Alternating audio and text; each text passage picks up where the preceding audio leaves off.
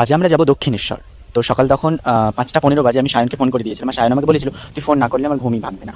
তো তখন ৫টা ১৫ বাজে, যেহেতু সকাল সেহেতু চারিদিকটা দেখো কেমন কুয়াশা কুয়াশা ভাব, এখনো ঠান্ডা ঠান্ডা একটা ভাব আছে। তো সেই ঠান্ডার মধ্যে সকাল সকাল চান করে নিয়েছিলাম, চান করে গুটি গুটি পায়ে এগিয়ে যাচ্ছিলাম। আর দেখো প্রকৃতিটা কত সুন্দর, তাই না? সকালবেলা চান করে একটু একটু ঠান্ডা লাগছিল, কারণ আমার যতই গরম পড়ুক আমার ঠান্ডাটা ঠিক লাগবেই লাগবে। তখন কিন্তু সূর্য উঠে পড়েছিল। ৫টাতে উঠেও আমরা ৮টা ১০ ১৫তে বেরিয়েছিলাম।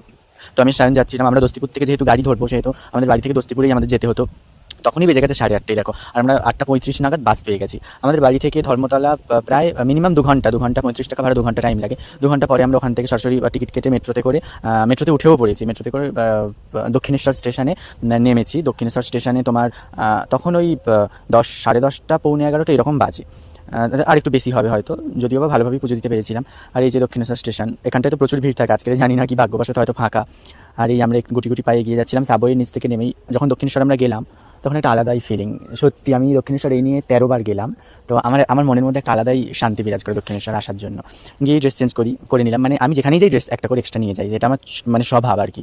আর তোমরা যারা দক্ষিণেশ্বর যাবে অবশ্যই 51 নম্বর যে ডালাঘরে দাদারা থাকে ওদের থেকে নিও, ওরা খুবই ভালো এবং ওদের ব্যবহারও খুব ভালো। বিশেষ করে ফোনও যদি তোমরা ওদের কাছে রেখে যাও, কুপন দেবে তোমাকে, তো সেই ক্ষেত্রেও কোনো অসুবিধা হবে না। পুজো দিয়ে সরাসরি ওদের একটু প্রসাদ নিয়ে নিয়েছিলাম, ওরাই দিয়েছিল প্রসাদ। এই দেখো বাচ্চারা কত সুন্দর মাকে নিয়ে আছে। আর এই যে আমার যেটা স্বভাব সেটা তো থাকবেই, রাস্তাঘাটে ড্রেস চেঞ্জ করা।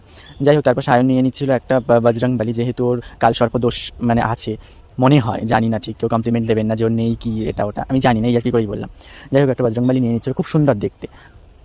আমি ওকে একটা মা ভবতারিণীর ছবি গিফট করেছি, সেটা দেখানো হয়নি, তাই বলে দিলাম আপনাদের কাছে।